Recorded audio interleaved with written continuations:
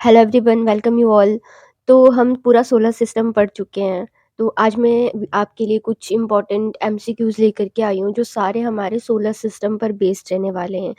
तो आज क्या हमारा फर्स्ट क्वेश्चन है, सौर प्रणाली की खोज किसने की थी? गैलीलियो, जे.एल. बियर्ड, कोपरनिकस और केपलर।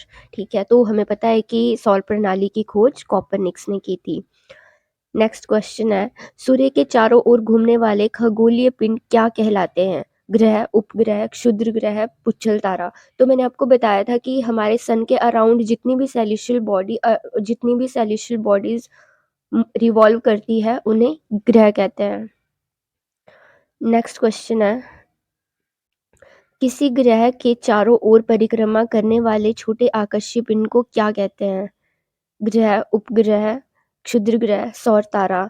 तो हमें पता है कि अगर सन के अराउंड कोई चीज़, कोई सेलेस्टियल बॉडी मूव कर रही है तो हम उसे ग्रह कहते हैं, मतलब प्लैनेट कहते हैं। और अगर प्लैनेट के अराउंड कोई चीज़ रिवॉल्व करती है, कोई सेलेस्टियल बॉडी रिवॉल्व कर रही है तो हम उसे उपग्रह कहते हैं, मतलब कि हम उसे सैटेलाइट कहते हैं। तो राइट आंसर है सैटेलाइट, उपग्रह। ग्रहों की गति का नियम किसने प्रतिपादित किया? Newton, Kepler, Copernicus, Galileo. तो ये मैंने आपको बताया था कि ये केपलर्स थे जिन्होंने ग्रहों की गति का नियम बताया था। सो में कुल कितने प्लैनेट हैं? सभी को पता है, बहुत ही बेसिक सा क्वेश्चन है। कितने हैं? 8। सूर्य से बढ़ती दूरी के अनुसार ग्रहों का निम्न में से कौन सा क्रम सही है? तो हमें पता है, जैसे हमारे पास सूर्य है, सूर्य के बाद क्या है? मरकरी, फिर वेनस, फिर अर्थ है, फिर उसके बाद मार्स है। तो बुध, शुक्र, पृथ्वी, मंगल, है ना? तो ये हमारे पास सही ऑर्डर है। फर्स्ट आंसर हमारा राइट है। नेक्स्ट क्वेश्चन है, पृथ्वी से बढ़ती दूरी के अनुसार ग्रहों का निम्न में से कौन सा क्रम सही है? लास्ट क्वेश्चन हमने देखा था कि सूर्य से बढ़ती दूरी के अनुसार, और ये वाला क्वेश्चन है पृथ्वी से बढ़ती दूरी के अनुसार। तो ठीक है, हमें पता है कि अर्थ थर्ड पोजीशन पे है। पहले मरकरी है, फिर वीनस है, अर्थ, मार्स, जुपिटर, सैटर्न और भी यूरेनस, नेपच्यून, है ना? तो अर्थ है, अर्थ के सबसे पास कौन सा है? वीनस। वीनस मतलब कि शुक्र। तो फर्स्ट ऑप्शन तो वैसे ही हमारा गलत हो जाएगा क्योंकि यहाँ पे मंगल है, फोर्थ भी मंगल है। ठीक है, तो हमारे पास बचते हैं बी और सी। तो हम देखेंगे शुक्र और शुक्र। ठीक है, इसमें भी शुक्र है और इसमें भी शुक्र है। फिर उसके बाद आएगा मार्स। मार्स मतलब मंगल। तो मंगल कहाँ है? सेकंड ऑप्शन में। इसका मतलब है कि हमारे पास सेकंड ऑप्शन राइट आंसर है। नेक्स्ट क्वेश्चन है, आकार के अनुसार सौरमंडल के ग्रहों का अवरोही क्रम है। अवरोही क्रम का मतलब होता है कि घटते क्रम में, मतलब कि डिसेंडिंग ऑर्डर में। आपको बताना है कि सबसे पहले सबसे बड़ा आएगा ना, सबसे बड़ा कौन सा है, उसके बाद कौन सा है। तो हमें पता है कि हमारे जो सोलर सिस्टम में सबसे बड़ा प्लेनेट है वो बृहस्पति है। ठीक है, बृहस्पति के बाद सैटर्न, फिर अरुण मतलब कि यूरेनस, फिर नेपच्यून, उसके बाद फिफ्थ पोजीशन में आता है हमारे पास अर्थ, फिर शुक्र, मंगल और बुध। राइट आंसर है हमारे पास फर्स्ट, बृहस्पति, शनि, अरुण, वरुण, पृथ्वी, शुक्र, मंगल और बुध। नेक्स्ट क्वेश्चन है, निम्नलिखित में से कौन सौरमंडल का भाग नहीं है? क्षुद्र ग्रह, धूमकेतु, ग्रह, निहारिका। राइट आंसर है निहारिका, क्योंकि क्षुद्र ग्रह तो सौरमंडल का पार्ट होते हैं, धूमकेतु ग्रह ये भी होते हैं। तो नेक्स्ट क्वेश्चन है, सूर्य के चारों ओर चक्कर लगाते ग्रह का वेग नियत रहता है, अधिकतम होता है जब सूर्य के समीप होता है, अधिकतम होता है जब सूर्य से दूर होता है? कुछ नहीं कहा जा सकता। ये अधिकतम होता है जब सूर्य के समीप होता है, मतलब जब सूर्य के पास में कोई भी प्लेनेट आता है तो उसका वेग ज़्यादा हो जाता है। राइट आंसर है बी। नेक्स्ट क्वेश्चन है, अंतरिक्ष में कुल कितने तारामंडल है? 87, 88, 89, 90। राइट आंसर है 88। हमारे अंतरिक्ष में, यूनिवर्स में टोटल 88 कॉन्स्टिलेशंस हैं।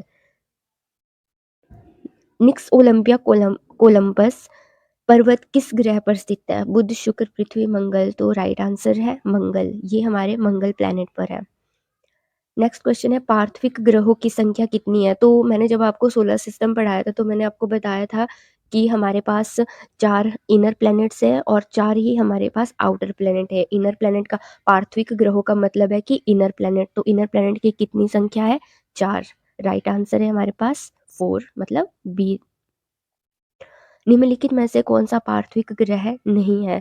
कौन-सा नहीं है, बुध, शुक्र, मंगल, शनि। तो हमने देखा था कि 4 प्लैनेट्स हमारे इनर प्लैनेट में आते हैं और 4 आउटर में आते हैं, ठीक है? मरकरी, वीनस, अर्थ और मार्स ये हमारे पार्थिव मतलब कि इनर प्लैनेट्स में आते हैं।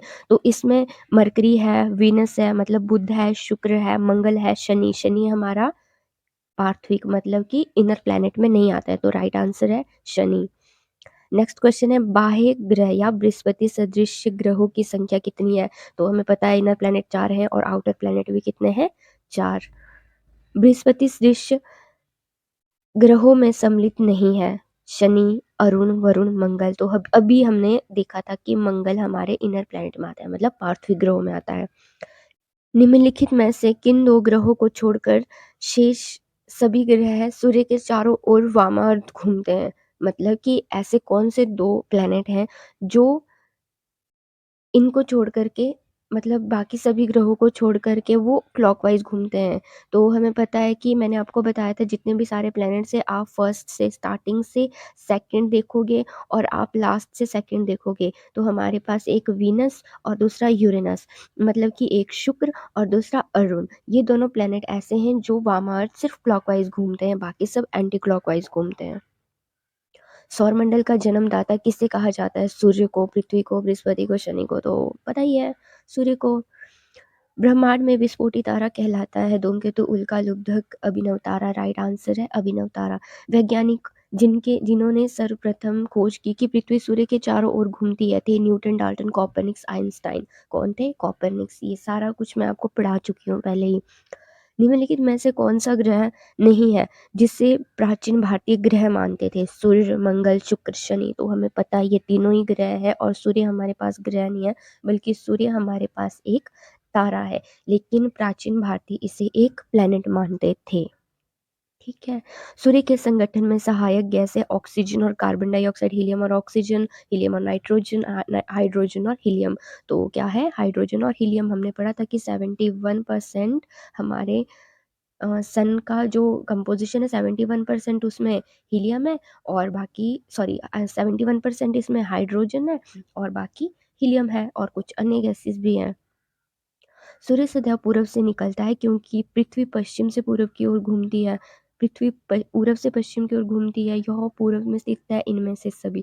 तो हमें पता है कि जो हमारी अर्थ है वो पश्चिम से पूरब की ओर घूमती है, इसीलिए हमें सन हमेशा दिखाई देता है कि हमारा सन पूरब से उगता है। तो मतलब वही है कि हाँ, हमें कि सन कहाँ से निकलता है, उगता है ना? हमेशा ही पूरब से निकलता है क्योंकि अर्थ जो है वो रिवॉल्व भी पश्चिम से पूरब की ओर करती है और रोटेट भी पश्चिम से पूरब की ओर ही करती है। नॉर्वे में अर्धरात्रि के समय सूर्य कब दिखाई देता है? राइट आंसर है 21 जून और इसी 21 जून को हमारे उत्तरी गोलार्ध में सबसे बड़ा दिन होता है।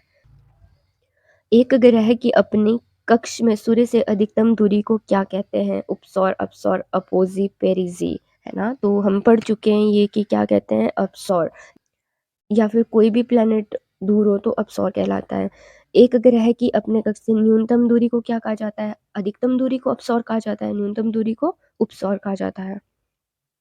निम्नलिखित में से किनके बीच की औसत दूरी को खगोलीय एकक कहा जाता है? तो ये है पृथ्वी और सूर्य की दूरी को खगोलीय एकक कहा जाता है। सूर्य के रासायनिक मिश्रण में हाइड्रोजन का प्रतिशत कितना है? तो मैंने अभी आपको कुछ पहले वाले कुछ क्वेश्चन में ये पहले वाले एक क्वेश्चन में बताया था कि 71% हमारे पास हाइड्रोजन रहती है।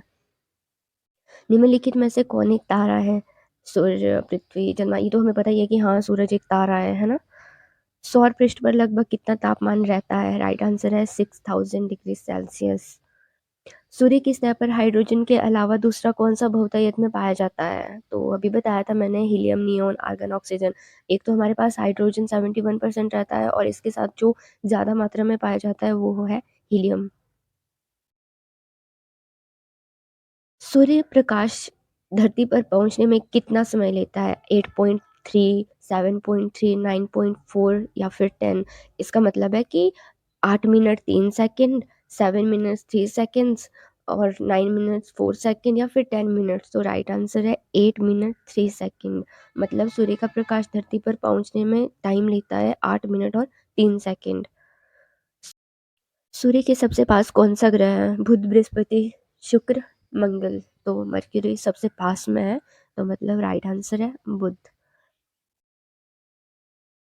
बुध नक्षत्र में एक वर्ष में दिनों की संख्या कितनी होती है? नक्षत्र वर्ष मतलब कि नक्षत्र में एक वर्ष की जो हमारा बुध है, मर्क्यूरी है, वो उसका रेवोल्यूशन पीरियड कितना है? तो हमने देखा था कि जो बुध है वो रेवोल्यूशन सन के अराउंड जब रिवॉल्व करता है तो अपनी जगह पर वापस 88 डेज में पहुंच जाता है। तो मतलब एक साल में कितने दिन हुए? 88 डेज। और दूसरी बात, जो बुध है हमारे पास, उसका ये रेवोल्यूशन पीरियड सबसे कम है क्योंकि वो सबसे ज़्यादा जल्दी सन के अराउंड रिवॉल्व करता है। निम्नलिखित में से कौन से ग्रहों के चारों ओर घूमने वाले उपग्रह नहीं हैं? तो राइट आंसर है बुध और शुक्र। हमने देखा था कि बुध और शुक्र, मरकरी और वीनस ही दो ऐसे प्लेनेट हैं जिनके कोई भी सैटेलाइट नहीं है। तो राइट आंसर है बुध तथा शुक्र। निम्नलिखित में से कौन सा ग्रह सूर्य का चक्कर सबसे कम समय में लगाता है? तो अभी मैंने आपको बताया कि कौन सा ऐसा प्लेनेट है, वो है बुध, जो सिर्फ 88 डेज में ये पूरा चक्कर कंप्लीट कर लेता है। सबसे तीव्र गति से सूर्य का चक्कर लगाने वाला ग्रह कौन सा है? बुध। सौर मंडल का कौन सा ग्रह लगभग पृथ्वी जितना बड़ा है? कौन सा है जी?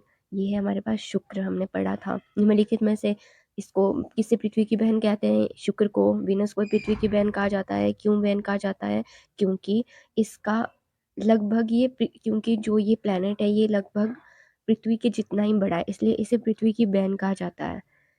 इवनिंग स्टार किसे कहते हैं? और इवनिंग स्टार कहा जाने वाला प्लेनेट भी हमारे पास कौन सा है? शुक्र। और सबसे चमकीला ग्रह कौन सा है? ये भी हमारे पास शुक्र है।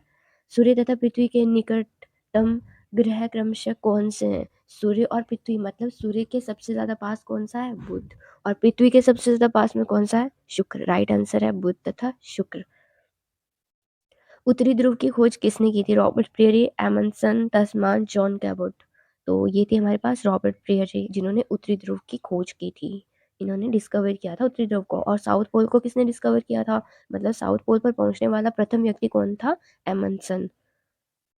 हमने देखा कि उत्तरी ध्रुव पर पहुंचने वाला रॉबर्ट प्रेरी था और साउथ पोल पर पहुंचने वाला एमंडसन था। ठीक है। सूर्य की परिक्रमा के दौरान पृथ्वी सूर्य के अधिकतम दूरी पर किस महीने में आती है? कहने का मतलब है कि जो अपसौर वाली स्थिति है, अपसौर वाली कंडीशन है, एक उपसौर वाली है और एक अपसौर वाली कंडीशन है। तो अपसौर में हमारे पास सन भी अर्थ से बहुत ज़्यादा दूर चला जाता है और उपसौर में सबसे ज़्यादा पास में आता है। तो हमारे से पूछा है कि अधिकतम दूरी किस महीने में होती है, मतलब कि अपसौर वाली जो कंडीशन है वो कब होती है? तो ये होती है हमारे पास सबसे ज़्यादा दूर जुलाई में। और जुलाई की कौन सी तारीख को? 4 जुलाई को। और सेमी क्वेश्चन है कि पृथ्वी की उपसौर स्थिति किस महीने में होती है? जनवरी में। कितनी जनवरी को? 3 जनवरी। ठीक है, जनवरी। आकार की नज़र से सौरमंडल में पृथ्वी का कौन सा स्थान है? तो हमें पता है कि हमारी अर्थ जो है वो 5th नंबर पर, मतलब 5वें नंबर पर आती है ना, आकार की नज़र से देखें तो सबसे बड़ा प्लेनेट हमारे सोलर सिस्टम में कौन सा है? जुपिटर। जुपिटर सबसे बड़ा प्लेनेट है। किस ग्रह को नीला ग्रह भी कहते हैं? पृथ्वी, शनि, मंगल, शुक्र। तो ये है पृथ्वी। पृथ्वी को हम ब्लू प्लेनेट भी कहते हैं क्योंकि इसमें 71% सिर्फ वाटर है। पृथ्वी स्थित है शुक्र एवं मंगल के मध्य, मंगल एवं बृहस्पति के मध्य, शुक्र एवं बृहस्पति के मध्य, बुध एवं शुक्र के मध्य। ठीक है।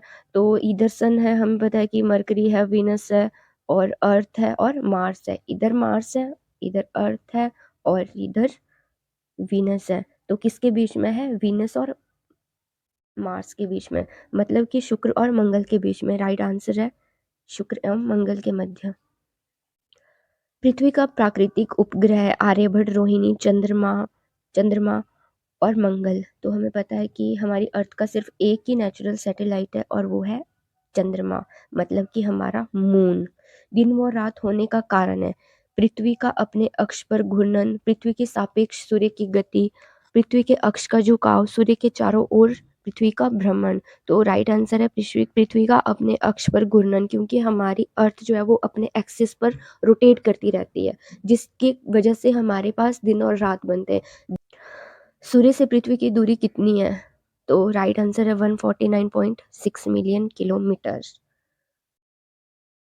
सो गाइज, ये थे आज के कुछ इंपॉर्टेंट क्वेश्चंस। होप कि आपको वीडियो अच्छी लगी हो, और आप मुझे कमेंट बॉक्स में बता सकते हो कि आपने कितना स्कोर किया है। टोटल क्वेश्चंस हमारे पास 52 थे। अगर आप 52 में से 45 स्कोर कर रहे हो, इट मीन्स कि आपका स्कोर अच्छा है, तो आप मुझे बता सकते हो। Thank you, bye bye.